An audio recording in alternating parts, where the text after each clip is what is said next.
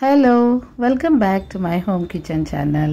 ఈరోజు నేను మీకు ఈ వీడియోలో తాటి పండుతో చేసుకునే తాటి రొట్టు, తాటి ఇడ్లీ ఎలా చేసుకోవాలో ఈ వీడియోలో నేను మీకు చూపిస్తాను. వీటిని తాటి పండు లేకపోతే తాటికాయ అని కూడా పిలుస్తారండి.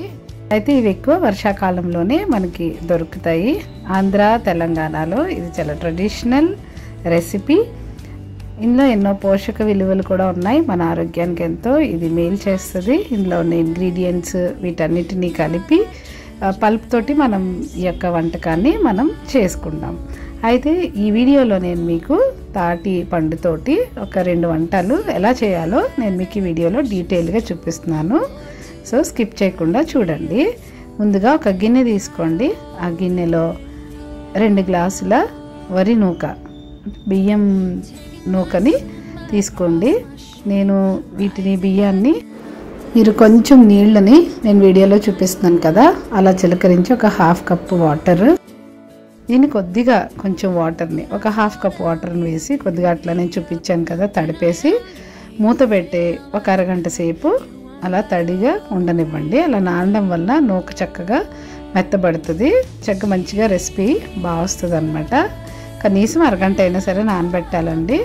అరగంట కంటే కొంచెం ఎక్కువ నానబెట్టినా పర్వాలేదు, కానీ తక్కువ నానబెట్టకండి. ఇదిగోండి తాటిపండు గుజ్జు ఇది. సో తాటిపండుని గ్రేటర్ ఉంటుంది కదా, దాని మీద ఇలా పల్ప్ అంతా కూడా దాంట్లో ఉన్న గుజ్జుని మనం తీసేసుకోవాలి. సో ఇలా తీసుకొని వీటిలో మనం కొన్ని ఇంగ్రీడియంట్స్ని యాడ్ చేస్తే తాటి రొట్టు అలానే తాటి ఇడ్లీని మనం తయారు చేసుకోవచ్చు అనమాట. ఇప్పుడు ఈ గుజ్జుని నేను ఒక 3 కప్పుల గుజ్జుని ఈ వరి పిండిలోకి యాడ్ చేసుకుంటున్నాను. 2 కప్పుల వరి నూకకి 3 కప్పుల తాటిపండు గుజ్జుని మనం యాడ్ చేయాలి. ఈ పల్ప్ని ఇందులో ఎన్నో న్యూట్రిషనల్ వాల్యూస్ ఉంటాయి. సో తప్పకుండా ఈ సీజన్లో మిస్ కాకుండా ఈ రెసిపీని అయితే ప్రిపేర్ చేసి మీ పిల్లలకి ఈ టేస్ట్ని పరిచయం చేయండి. అలానే 1 కప్పు బెల్లం తురుము మీకు కొంచెం స్వీట్ మీకు తినేవాళ్ళు అని అనుకుంటే ఇంకొక 1/2 కప్ మీరు యాడ్ చేసుకోవచ్చు. ఆ తాటిపండు టేస్ట్ని బట్టే బెల్లాన్ని కూడా ఎక్కువ తక్కువ యాడ్ చేసుకోవాలి. నేను ఈ సెలెక్ట్ చేసుకున్న తాటిపండు చాలా తీయగా ఉంది, సో అందుకే నేను 1 కప్పే వేశాను. సో ఈ ఇంగ్రీడియంట్స్ని బాగా మొత్తం ఇవన్నింటినీ బాగా మిక్స్ చేయాలి. మధ్య మధ్యలో మీకు ఎక్కడైనా అలా చిన్న చిన్న ఏసులు లాంటివి కనపడితే అవి కూడా తీసేసి పక్కన పెట్టేసుకోండి. చూడండి ఎంతో ఈజీగా అన్నీ మిక్స్ అయిపోతాయి. వాటర్ కూడా మీరు ఏమి ఎక్కువ యాడ్ చేయక్కర్లేదు. కలర్ చూడండి ఎంత బాగుందో. ఇది చాలా సీజనల్గా దొరికేటువంటి ఫ్రూట్ అండి. సో డెఫినెట్గా మీరు దీన్ని ట్రై చేయండి. ఇప్పుడు కలిపి పెట్టుకున్న ఆ పిండిని పక్కన పెట్టేసుకొని ఆ బ్యాటర్ని ఒక లావు మందంపాటి కడాయి కానీ లేకపోతే మీరు ప్యాన్ తీసుకున్నా పర్వాలేదు. బాగా వేడైన తర్వాత 3-4 స్పూన్ల కుకింగ్ ఆయిల్ వేసుకోండి. ఏ ఆయిల్ వేసినా పర్వాలేదు. నేనైతే వేరుశనగ నూనె వేసాను. ఒక లావు పాటి రొట్టె వచ్చేలాగా వేసుకోవాలండి. మరి పల్చగా వేయొద్దు. ఈ విధంగా వేసుకుంటేనే మనకి ప్యాన్ కేక్స్ చేసుకుంటాం కదా, ప్యాన్ కేక్స్ అంటాము.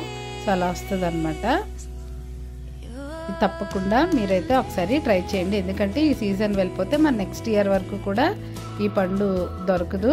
సో డెఫినెట్గా అయితే ఈ తాటిపండు రొట్టెని తయారు చేసి మీ పిల్లలకి పెట్టండి. ఇవి ఎంతో బలాన్ని ఇస్తుంది. తాటిపండు తింటే ఏనుగంత బలం వస్తుంది అని అంటారు. సో డెఫినెట్గా అయితే మీ పిల్లలకి ఈ రెసిపీని చేసి పెట్టండి.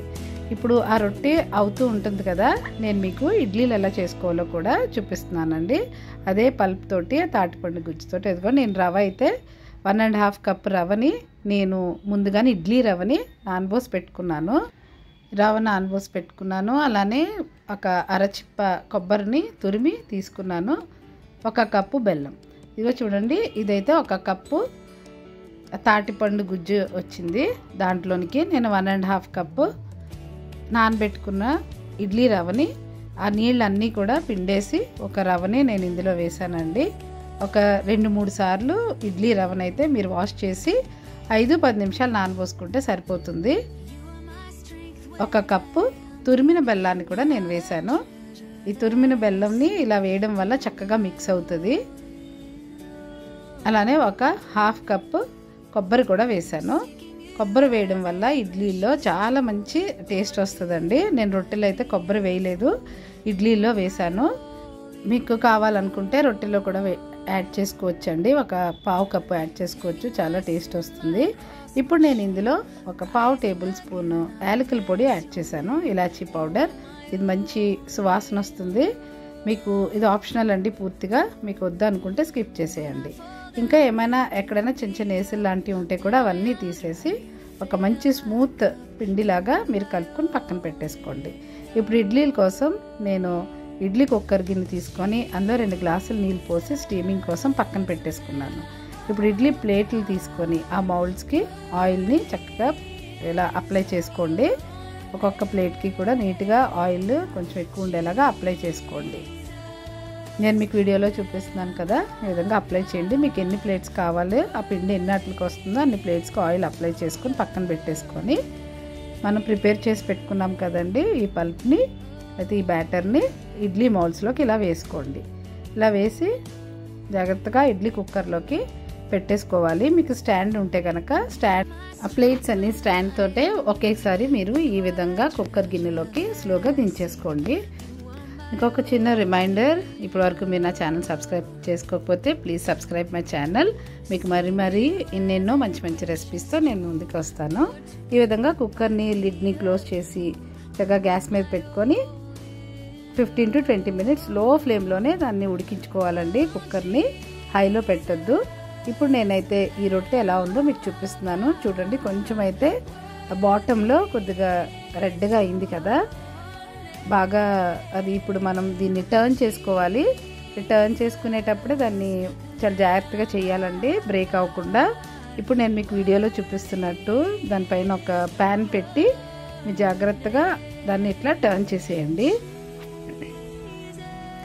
అప్పుడు ఎక్కడ కూడా బ్రేక్ అవ్వకుండా ఆ రొట్టె అంతా కూడా ప్యాన్ మీదకి ఇలా టర్న్ అవుతుంది.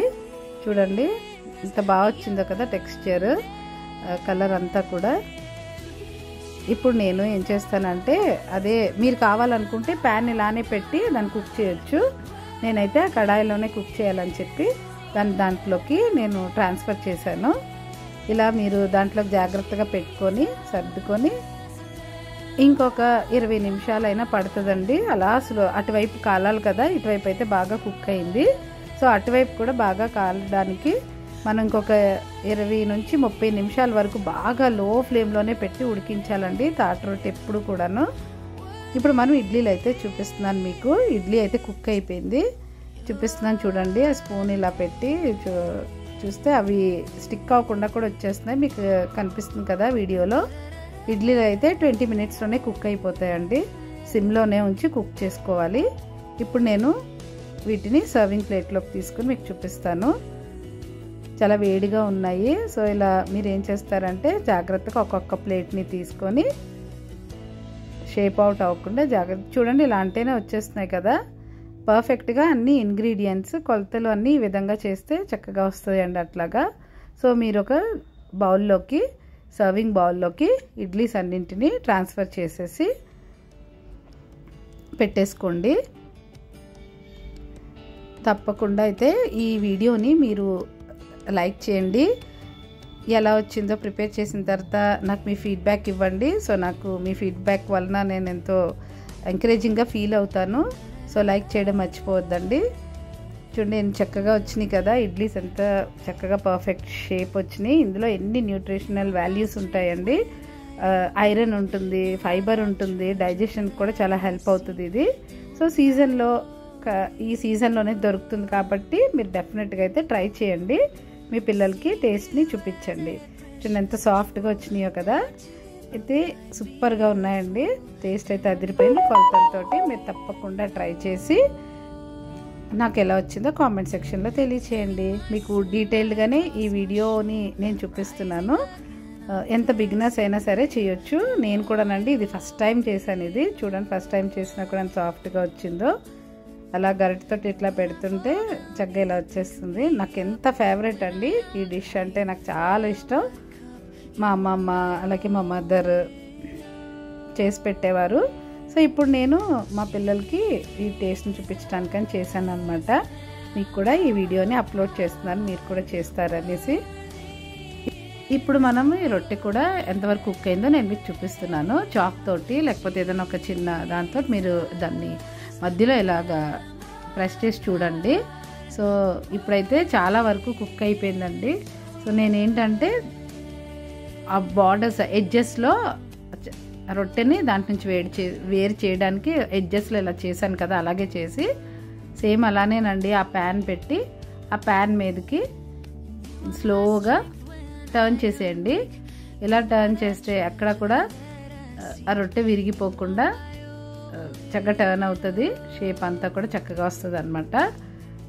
చూసారా, ఇప్పుడు చూడండి అంత ఆ రెడ్డిష్గా అలా ఉంది కదా. సో పర్ఫెక్ట్గా కుక్ అయినట్టు.